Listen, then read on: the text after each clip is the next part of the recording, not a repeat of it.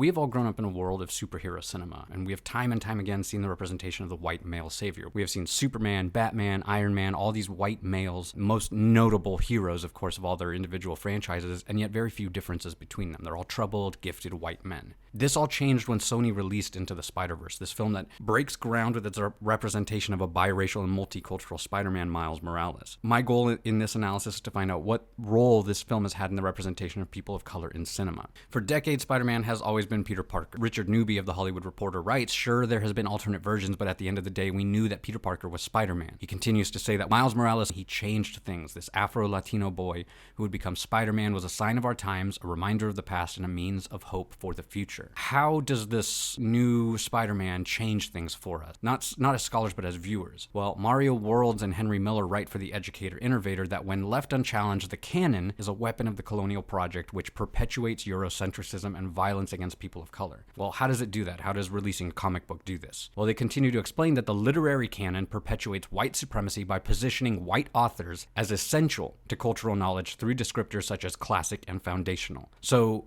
by putting these writers and these creators on pedestals by saying Superman is iconic, Batman is iconic, these words that we use only enhances the text that they've created, and we've pushed aside not only other forms of representation, but other authors who are not white. The idea of bringing in new people of color, and not only as writers and creators, but as protagonists, is important.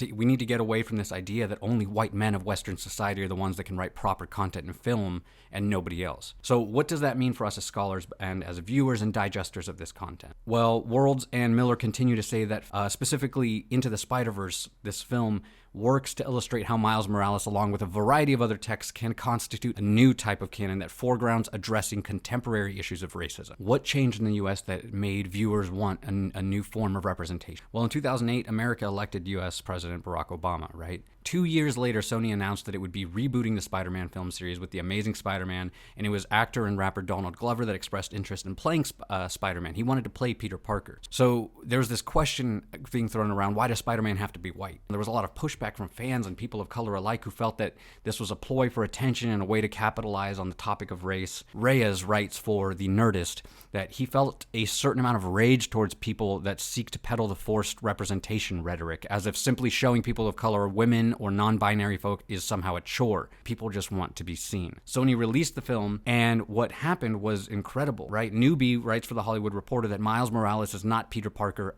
shaded darker, nor is the world that he's living in a black fantasy like Wakanda. This is real. We're seeing the grittiness of New York. We're seeing the graffiti. We're seeing his fears of not fitting in this white school. Guerra Racinos talks about how the creator of Miles Morales, the actual creator of the comic and character, Brian Bendis, shares that he himself was a father of a multiracial household. He adopted 2 daughters. One was African American, the other was Ethiopian. And he wanted to find a way to create a story for them. He lives vicariously through his daughters, as he said in the interview, observing and remembering their experiences as well as his own. He felt that he wanted to create a character that would serve as a catalyst for discussions on race in comics. It's obvious to see today that not only was the film accepted well, but it went on to win many awards, including an Academy Award, and people responded to it very well. They felt heard. Javier Reyes for The Nerdist writes that he grew to accept the way things were before Into the Spider-Verse, that the entertainment industry would never actually care about his culture and rarely even acknowledge it. But he continues on to write that after he discovered the Spider-Verse film, he believed that among a myriad of other reasons, what made the movie so powerful was just how well it understood diversity. So what effects does the character of Spider-Man as Miles Morales have in modern cinema and modern society? Well, by having Miles in the role of a superhero, as Guerra Racinos writes, it subverts the idea of who a hero can be, as it makes him a black male, a character who would have been historically antagonized the protagonist. You can now see young black and Latino children donning not the red mask, but the black mask. We are in a new territory where children don't feel misrepresented or subconsciously pushed aside. There are heroes now that look like them. Richard Newby for The Hollywood Reporter put it perfectly. He writes that when we see Miles wearing a hoodie when he first becomes Spider-Man, it means something entirely different. It's not just fashionable, it's a statement. It's an affirmation that wearing a hoodie doesn't make black and brown kids the menaces or thugs that the news media so often portrays them as. What Spider-Verse did was it put forth this new canon, this new idea of what a hero is. I hope that this analysis helps you understand why Into the Spider-Verse was so important to the new canon of the superhero film universe and what that has done for true representation of people of color in film.